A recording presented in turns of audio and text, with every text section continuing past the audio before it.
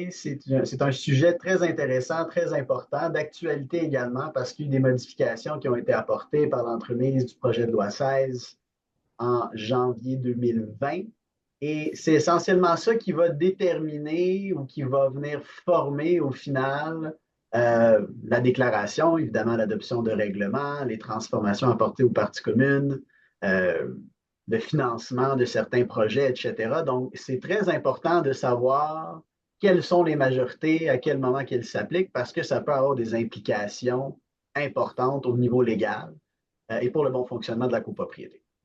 Alors, on va commencer par le début. Et essentiellement, ce que je pourrais vous dire pour débuter, c'est que vous avez des majorités spéciales, la majorité renforcée, la majorité double, que nous allons examiner en détail un peu plus tard, mais essentiellement, vous avez dans le Code civil et dans votre déclaration de copropriété des choses qui requièrent des votes spécifiques. Et essentiellement, tout ce qui ne requiert pas un vote spécifique à une majorité renforcée ou une majorité double peut être adopté et voté à une majorité dite absolue.